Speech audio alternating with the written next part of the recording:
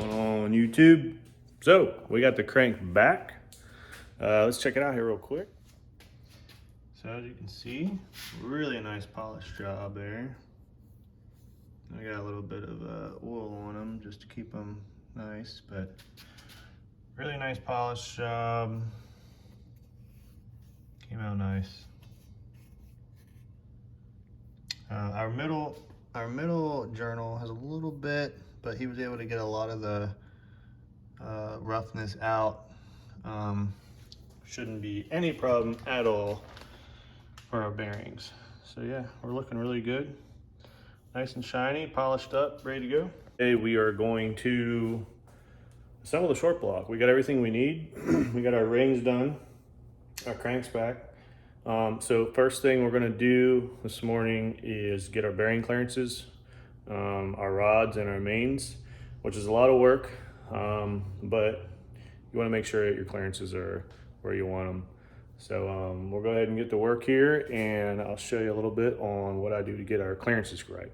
All right, so these are the bearings that I use. I use King coated bearings, really nice coating. And these are super nice bearings. I still gotta clean these up a little bit because they have all the oil from the process and keeping them fresh. But so these are just your standard race bearing from King, and that's what I'm using our rods. And then we use the same thing on our mains too. So here's our King race bearing, another standard bearing for our mains. So what we're going to have to do first is we're going to go clean the rod up real good, which is already cleaned up. You want to make sure the inside's cleaned up real nice. We're going to go ahead and slap a set of bearings on here. We're going to take the rod over to the vise, torque down to spec, and then you're going to get your clearance on your journal. All right guys, so I already cleaned up the stuff a little bit. So as you can see, you need to clean your bearings, you need to clean the other side of your rod. So I use automatic transmission fluid to clean up. It's a really nice cleaner. It's got detergents in it to clean. And we'll make sure, so acts as a lubricant for when we're doing our clearances with our bore gauge and stuff. You don't want too much on there. A lot of times I'll kind of, when I go to measure, I'll wipe with a dry lint-free cloth just to get it clean. Still has a really thin, slick film on it that the bore gauge will glide on it real nice. So we got our bearings in there. Remember guys to always put your bearings in, of course, your tangs, and then tang to tang. You always do tang to tang, guys, always.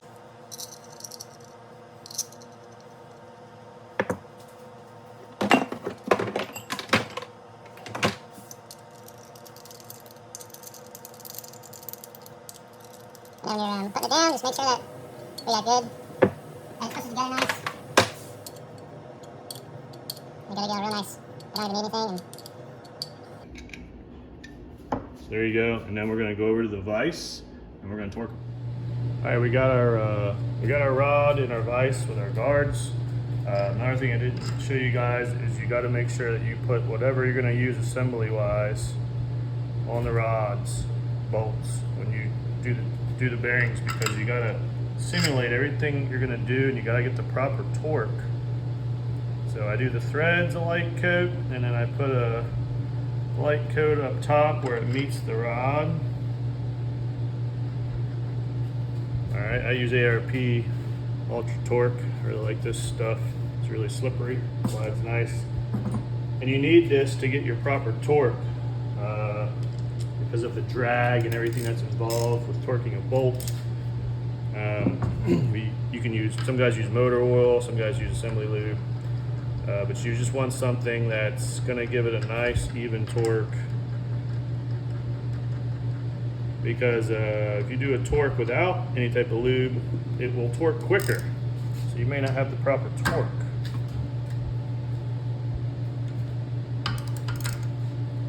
Want to bring these down even, so I go back and forth a couple times before I start applying the full 70 foot-pounds.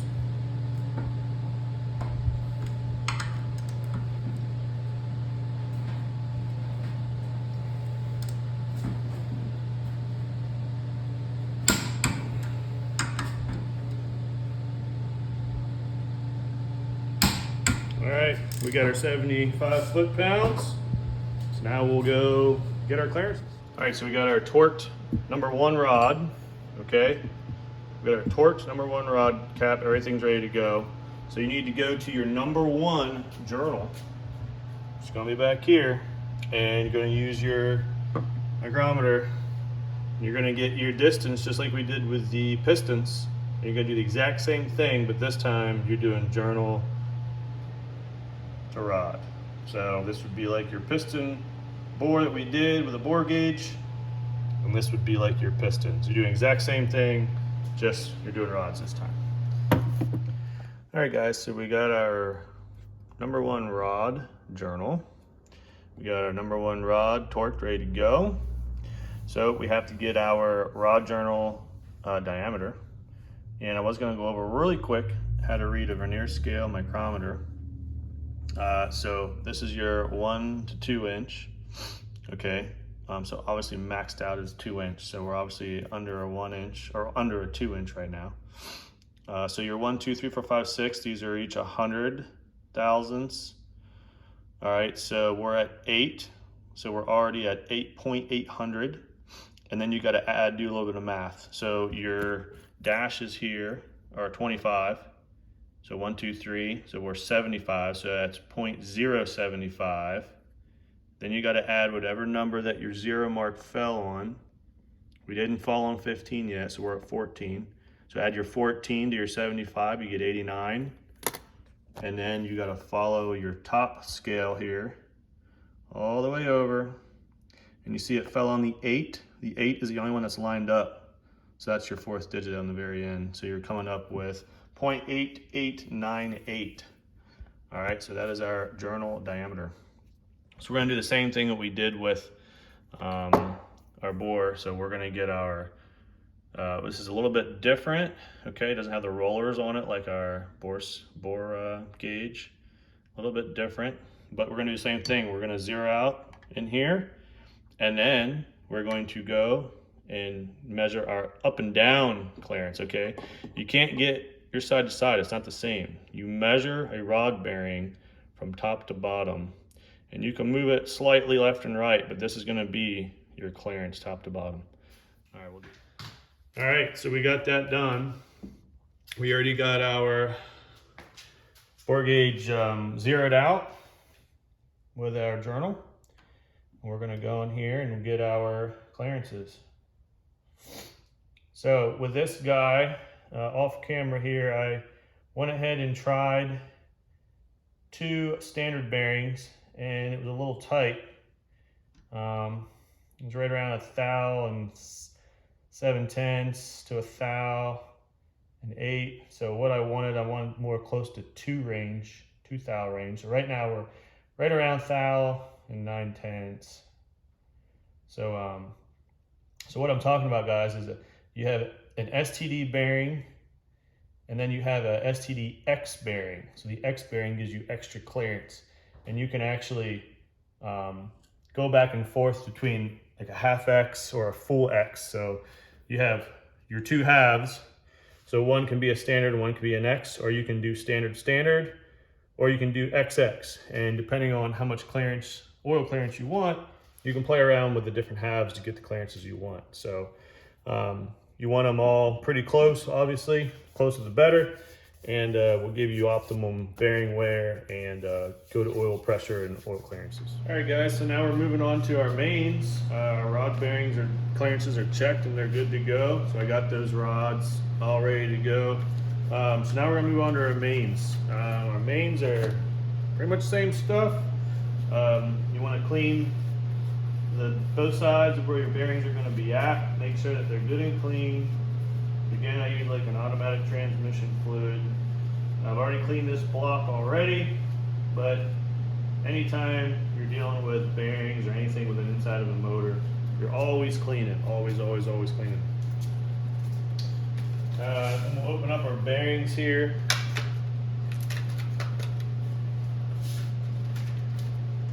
And again, these are King main coated bearings again. It's all I'll use. That's what I use in my car, and I've had really good luck with them. So I love these bearings. So get them nice and cleaned up here, and then we'll go ahead and we'll start throwing these in.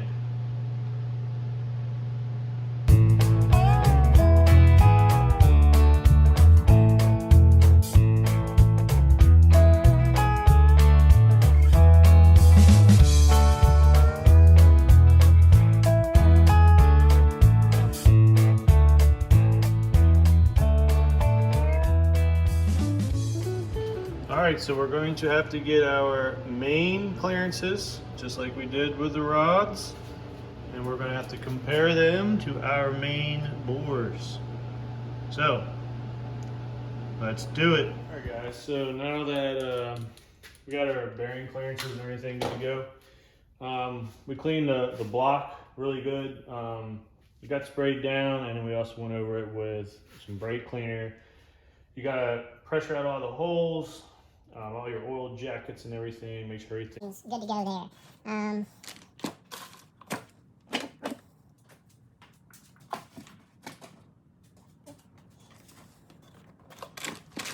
Cool if I can find the shit that I need.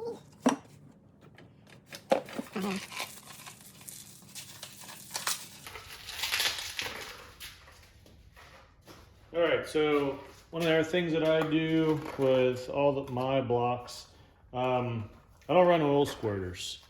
I don't really see a purpose for the oil squirter for what, the application that I'm using for. So if it's more of a high horsepower drag car, we plug them. And we plug them with these guys here. These are actually Golden Eagle B series oil squirters plugs, but they fit right into our next step is to make sure everything's nice and clean, because this is final assembly. So as you can see, my bearings are back out. I made sure I put them in order, but you want to just make sure everything's nice and clean. We're going to start to assemble the block. So the first thing that's going to go in is the crank. So let's get to it.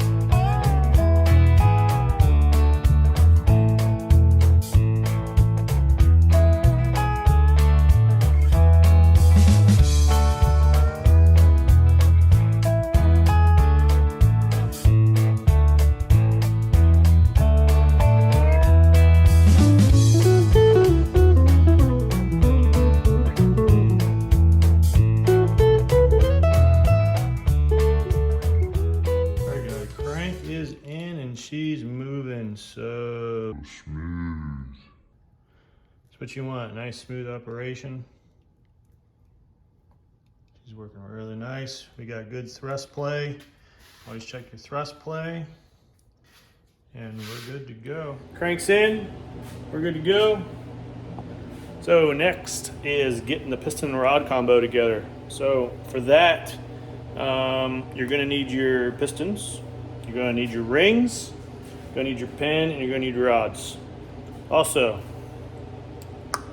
razor blade. I'll show you what I do with the razor blade. But let's dive in here and get these piston and rod combos put together. All right, next is getting our rings on our piston. So first things first, make sure your stuff is clean. Clean, clean, clean. Fresh towel.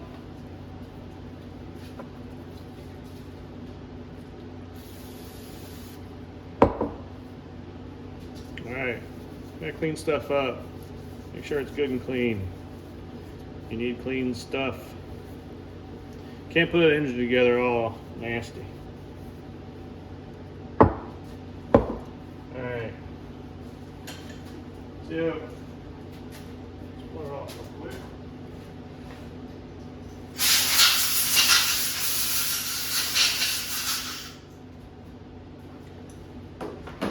I really like using compressed air. Compressed air is a really nice tool to have in the shop to get rid of little fuzzies in the dirt and all that good stuff. Another important thing you guys need to do is you need to clean your rings, okay? Your rings have dirt and oil on them, and if you didn't clean them from when you put them in getting your cylinder walls. Look at all the nastiness that are on those rings. All right, so clean your rings, because you don't want that in your motor. You don't want it on your piston rings. You don't want it in your piston. You don't want it anywhere. You don't want dirt in the motor. So clean your rings really good.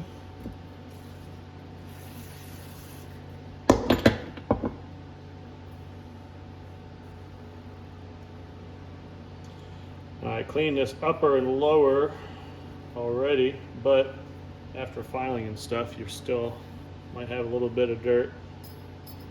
So it's good to double check and go over your stuff one more time. All right, and then for the oil control ring, you can blow it off with some compressed air, but you can't really clean that too well. But she'll be all right. So blow it off with compressed air, you'll be good. So now you want to separate your ring. So here's my second scraper ring. Here's my oil control ring. So I like to put on the oil control rings first. But as you can see here, guys, we have to put our rod together first. If you see here, our lower ring pack, so our oil control ring, is actually in to where the pin is, okay? So we're gonna have to assemble our rod onto our piston. So clean everything up.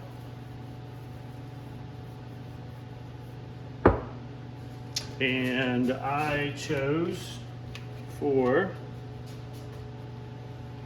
these nice little guys instead of your annoying spiral locks or pins. I got buttons.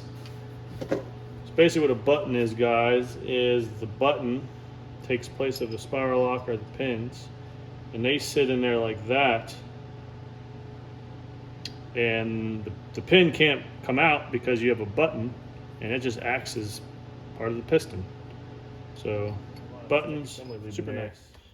Might be a little difficult to get her in. All right, what I like to do is I always like to face everything all the same way. So I have my piston facing up, and I'm gonna put my Inline Pro facing to the right. I'm gonna take my pin. You've got a little bit of assembly on the pin, so it's going to gall up when it's going into the, a little bit more. Assembly is very important, guys. Metal contact is no-brainer. You do not want that. So I kind of get it started, get it right to the end there, take your rod, slide her down in, and in she goes. Just like that. Nice movement. You can go ahead and test fit your buttons. Bam, bam. And there you go, guys. Got yourself your assembly. Now we can go ahead and do our rings. We're going to do our oil control rings first. What I like to put in first, I like to put in my little spiral guy here.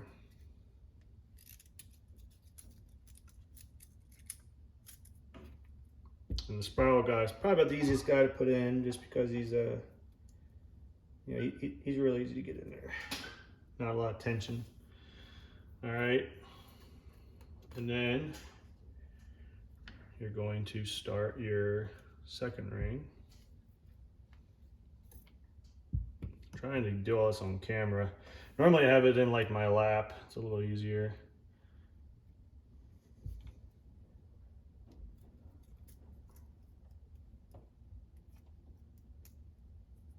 All right, she's in. And you can see with the buttons are creating that ledge, okay, that you need. If you didn't have the button, we would have to have a support rail.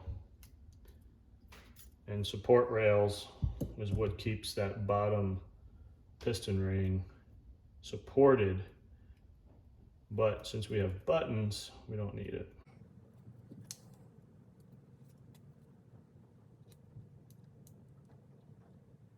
All right, she's in. All right, You can see it spins, it's free.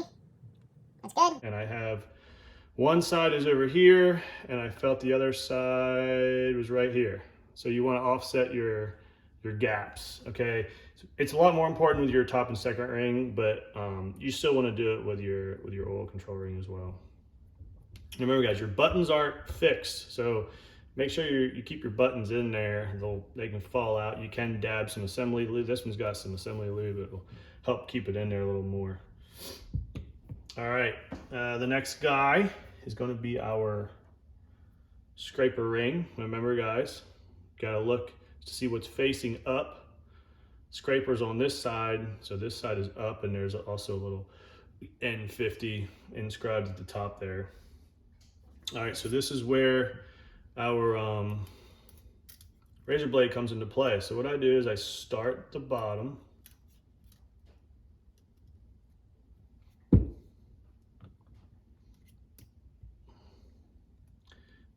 So this time I didn't need it. I don't need it with the scraper. We're gonna need a razor blade when we get to the top ring. So scraper's on, N50 is up. Move it on to the top ring. Top ring, same thing. Make sure that your insignia or whatever little logo or dot or mark is facing up. It's very important. You're gonna start one end down into the groove, like that. Now this top ring is very hard. It is very tight, and to not damage anything. So what I do is I get it started, and then I will take a razor blade and place it here to slide down the end, so that way we're not marring up our piston. And there you go, guys. Rings are in, they're free floating. Okay, everything is dry and clean right now. You don't have to oil anything up for this, because you want to make sure your rings are nice and floating. So everything's nice and good. We're going to continue with the rest of the three here, and then we'll have a full set ready to install.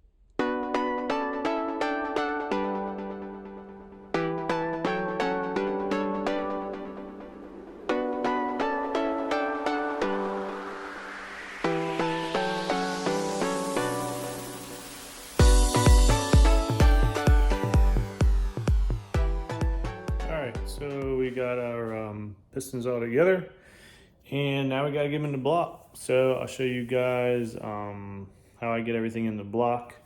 You're going to need some type of ring compressor. I like these Wiseco ring compressors, so you got to get whatever piston you're dealing with. So 88 millimeter, got to have 88 millimeter compressor. But we got our rods ready to go. Look at these beauties. These are nice. Let's get them in the block. All right, so you guys have to make sure you clean your cylinder walls. Look at the dirt. Nasty. So, what do I use to clean it? Well, I go in there first with a little bit of brake cleaner. It was already soap and sudsy bath. Then I do brake cleaner. Then I finish with ATF. So, ATF is a nice little detergent cleaner. It gets all the nastiness out of there. And you gotta keep wiping until your rag is white, okay? You gotta get all the dirt out. So, put you on a time lapse, and we're gonna get this block together.